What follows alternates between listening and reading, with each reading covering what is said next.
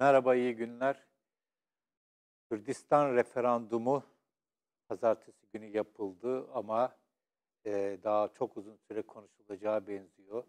Türkiye bunu birinci derecede ilgilendiren ülkelerden birisi olarak Türkiye'nin şu ana kadar baktığımız zaman bu referanduma yaklaşımının ne referandumu gerçekleştirenler için ne de Türkiye için sağlıklı olduğunu kesinlikle söyleyemeyiz.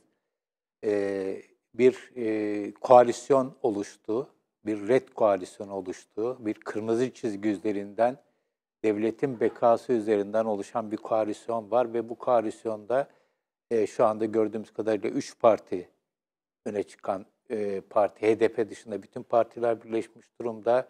Türkiye'deki medyanın önemli bir kısmı birleşmiş durumda. Örneğin Cumhurbaşkanı Erdoğan'ın Suriye'de olduğu gibi Irak'ta da bir gece ansızın gelebiliriz sözünü tekrarlaması, Salı günü birbirinden farklı gibi gözüken, aslında çok da farklı olmayan 8-10 gazetede aynı şekilde manşetten çıkartıldı. Bu bir haber boyutuyla değil de bir fonksiyonel, yani bir tehdit boyutuyla çıkarıldı. Eee Şu hususu biliyoruz. Erdoğan, Cumhurbaşkanı Erdoğan yakın bir zamana kadar Barzani ile çok yakın ilişki içerisindeydi. Daha önce Esad'la olduğu gibi ya da daha önce Gülen cemaatiyle olduğu gibi ve bu sefer de eee, aldatıldığını söyledi.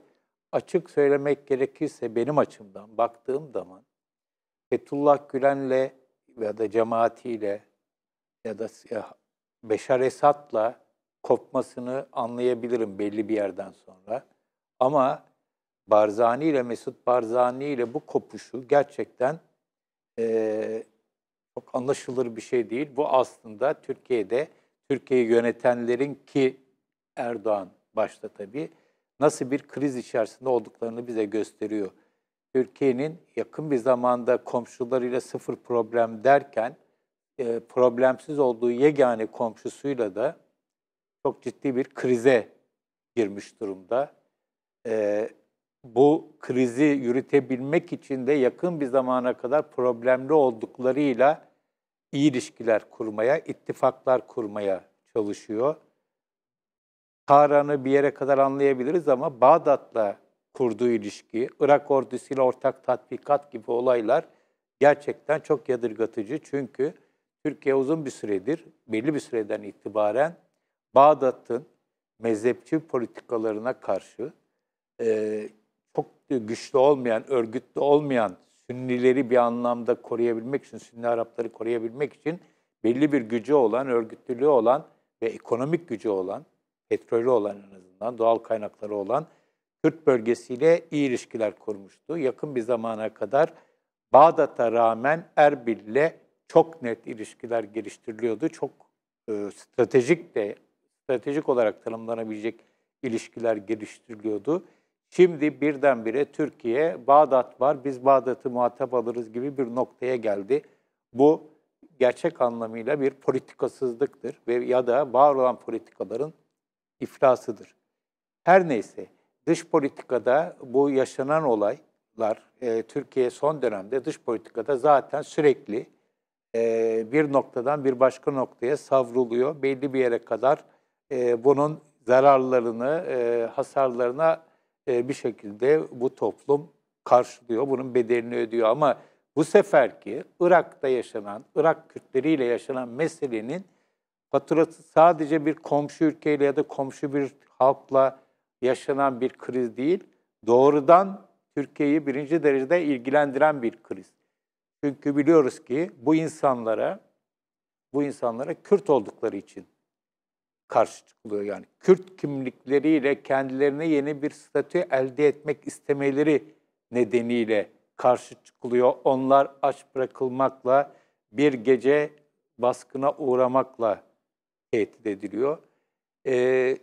Ve tabii ki Barzani'ye ya da Irak'ta Kürtlere yönelik olarak bu meydan okumalar Türkiye'deki Kürtleri de doğal olarak birinci derecede etkiliyor. Bunun bir örneğini Kobani zamanında görmüştük.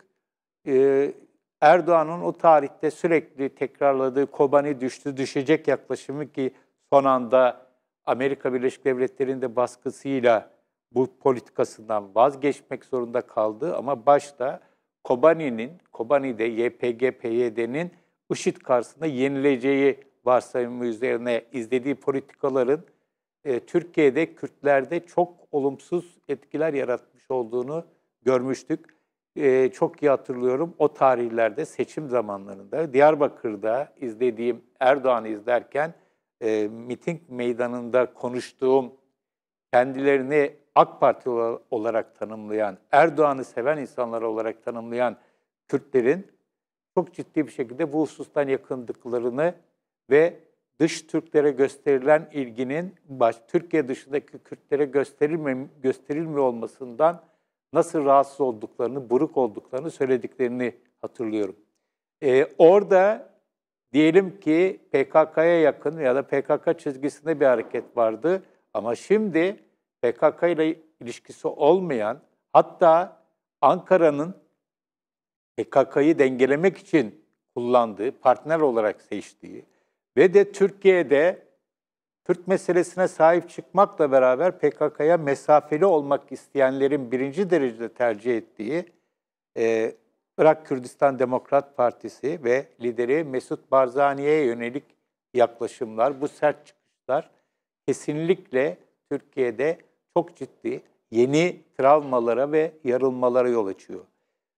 Yayının başlığını Kürtlerin kalbini ve zihnini kazanmak olarak kullandım. Bunu özellikle Amerika Birleşik Devletleri çok kullanılan bir laftır. Bir yerde özellikle Amerika Birleşik Devletleri 11 Eylül sonrasındaki tartışmalarda İslam dünyasıyla olan, İslam dünyasına yönelik politikalar tartışıldığı zaman hep bu kavramı ortaya atarlardı. O da bu El-Kaide ile mücadele, global terörle mücadele ederken Müslümanların kalbini ve aklını, zihnini kazanmak diye söylerlerdi. Beceremediler, o ayrı. Türkiye'nin de önünde çok ciddi bir Kürtlerin kalbini ve zihnini kazanma sorunu var. Bu aslında Cumhuriyet'in ilk anından itibaren var.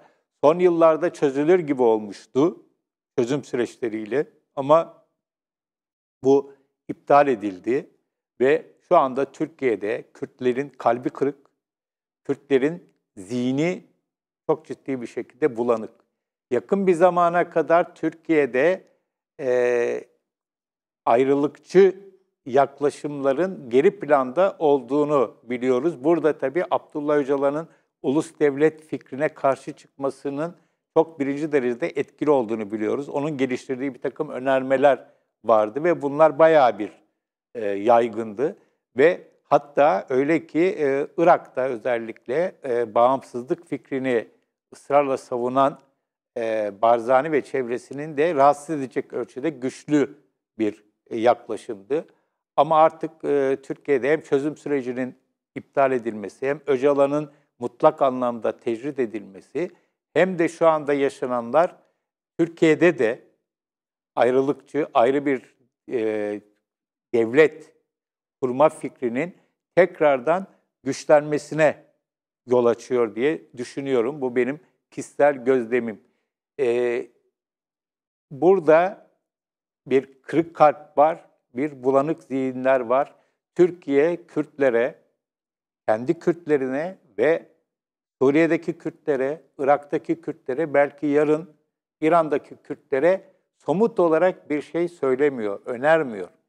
Şimdi referandum sürecinde, Haziran ayında deklare edilen referandumun yapılmasına 1 hafta 10 gün kala Ankara'nın gayreti genellikle biz verili Irak Anayasası'nın gereklerinin yerine getirilmesi için size Bağdat nezdinde garantörünüz olabilirizden öteye gitmedi. Birincisi Kürtlerin var olan anayasadan ne kadar memnun oldukları meselesi bir tartışma konusu. İkincisi de Bağdat yönetimi elinde tutan Şiilerin ki bayağı bir mezhepçi bir çizgide olduklarını yıllardır gözlüyoruz maalesef. Onların nasıl bir güvence verebilecekleri, bu güvencenin kimlerin temin altında olacakları ve Kürtlerin buna nasıl ikna olacakları gibi bir mesele var. Hem bir yandan anayasanın kendisi tartışmalı ama diyelim ki anayasayı kabul ettiler, bunun hayata geçirileceğinin garantisini ne Bağdat verebiliyor, vermiyor da açıkçası. Çok da fazla bu konuda gayretli gözükmüyor.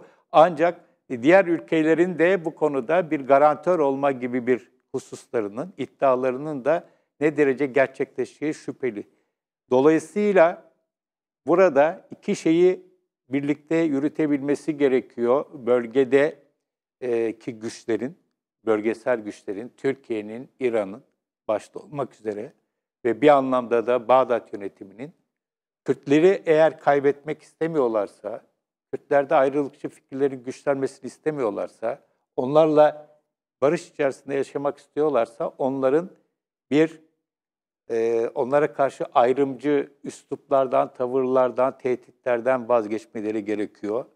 Gerçekten bir kardeşliği, artık bu din üzerinden mi olur, başka konularda mı olur, çıkar birliği üzerinde mi olur, bir kardeşliği ama aynı zamanda da onların ikna olabileceği bir statüyü, bir değerler manzumesini, bir takım somut kurumları, ilkeleri saptamaları gerekiyor. Yani şu ana kadar Türkiye'de olan nedir? Türkiye'de olan hepimiz kardeşiz. Zaten ne sorun var? Herkes istediğini oluyor gibi basit cevaplar.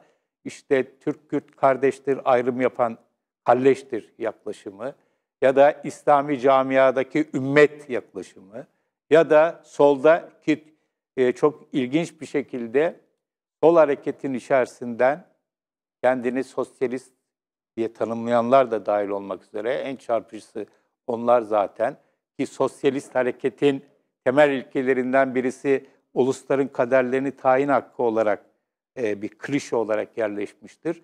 Orada dile gelen Kürtlerin her türlü statü arayışını, her türlü kazanım arayışını emperyalizmle ilişkilendirmeye çalışma yaklaşımları bunlar artık hiçbir işe yaramıyor. Hiçbir fonksiyonu kalmadı. Bu emperyalizm meselesi gerçekten çok ilginç. Bir zamanların çok gündemde olan bir kavramı iken uzun bir süre çok fazla kullanışlı olmayan bir kavram Türkiye'de ve dünyada da böyle. Ama ne zaman özellikle Kürtler söz konusu olsa, mesela ilk Körfez Savaşı sıralarında Kürtlere Irak'ta bir korumalı bölgenin uçuşa yasaklı bölge ardından federasyona kadar giden şey sağlandığı zaman da bu çok dile getirilmişti. Emperyalizm oyunu olarak dile getirilmişti. Şimdi de Kürtler bir şey yapmak istedikleri zaman referandumla birlikte yine emperyalizm hızlı bir şekilde gündeme sokuldu. Tabii onun yanında emperyalizm derken esas olarak Amerika Birleşik Devletleri kastediliyor. Ama onun yanında şimdi çok kullanışlı bir İsrail malzemesi de var. İlginç bir şekilde İsrail malzemesini solcular ve İslamcılar pekala birlikte kullanabiliyorlar. Sonuç olarak Kürtlerin bir takım arayışlarında, yanlarında emperyalistler, İsrail, Siyonist devletler vesaireler oluyor olabilir. Diyelim ki bu doğru. Bundan rahatsız olan kişilerin yapması gereken Kürtlerin taleplerini yok saymak mı? Yoksa onların yerine kendilerini öne çıkartmak mı? Kürtlere eşlik etmek için kendilerini öne çıkartmak mı? Bu soruyu çok ciddi bir şekilde sormak lazım. Ankara, Türkiye'yi yönetenler yakın bir zamana kadar gerçekten Kürtlerin kalbini ve zihinlerini kazanma konusunda çok ciddi mesafeler kat etmişlerdi. Zor oluyordu ama oluyordu. Ve birdenbire film koptu ve tekrar Türkiye'de her şey geriye saymaya başladı. Ve Türkiye hızlı bir şekilde eskilerin diline dönmeye başladı. Bu dil sadece devlette, sadece Cumhurbaşkanı Erdoğan'da olan bir dil değil. O tabii bunu çok daha net bir şekilde gösteriyor ama o dile ya da şöyle söyleyelim, Erdoğan'ı birçok konuda çok sert bir şekilde eleştiren birçok kişi ve çevrenin bu dil konusunda onu net bir şekilde destekliyor olduklarını görüyoruz. Bir garip yeni bir ittifak oluşmaya başladı. Bu aslında Türkiye'de öteden beri bildiğimiz bir ittifakın tekrardan değişik isimlerle, değişik adlandırmalarla tekrar hayata geçmesi. Bunlar olabilir ama bunlar olurken Türkiye'de nüfusun önemli bir bölümünü oluşturan ve bu topluma ciddi bir şekilde entegre olmuş olan Kürtlerin bütün bu yaşananlara nasıl baktığını, nasıl algıladığını, bunlardan ne derece rahatsız olup olmadığını sorgulamak lazım. Eğer yapılan şeyler, atılan adımlar, söylemler, dile getirilen argümanlar sadece ve sadece Kürt olmayanları gözeterek yapılıyorsa Türkiye zaten fiilen, ruhen parçalanmaya doğru gidiyor demektir. Bence yanlış bir yoldayız. Burada oluşan bu ittifakın Türkiye'ye hiçbir hayrı olduğunu düşünmüyorum. Kazara Türkiye'nin Irak'taki referandumun ardından yapılmak istenenleri engellemeye yönelik olarak fiili bir takım somut, yani bir gece ansızın gelebilirizin özetlediği şekilde bir takım adım atmaları durumunda bunun sonucunun herkes için çok ciddi bir felaket olacağını düşünüyorum. Yıllardır dile getirdiğim bir şey var. Bir kere daha söyleyeyim. Burada da birkaç kez söyledim. Bir kere daha söylüyorum. Bölgede, Türkiye'de ve bölgede Kürtleri kazanan kendisi güçlenir. Kürtleri karşısına alanında güçlü kalma ihtimali olduğunu sanmıyorum. Bunun özellikle altını bir kez daha çizmek istiyorum. Ama sadece bu bir güç kazanma meselesi değil, aynı zamanda bir insanlık meselesi. Burada ayrımcılıktan uzak bir şekilde bakmak, dinlemek ve Kürtlerin ne istediğini, ne yapmak istediklerini, taleplerini ciddiye almak, önemsemek ve onlarla bunları konuşmak, tartışmak, müzakere etmek gerekiyor. Türkiye'de de, Irak'ta da, Suriye'de de, İran'da da artık bu bölge Kürtleri varlığını yok sayarak ya da Kürtlere sadece sembolik bir takım anlamlar yükleyerek yoluna devam edemez. Bu tüm bölge için ve tek tek tüm ülkeler için geçerli. Evet, söyleyeceklerim bu kadar. İyi günler.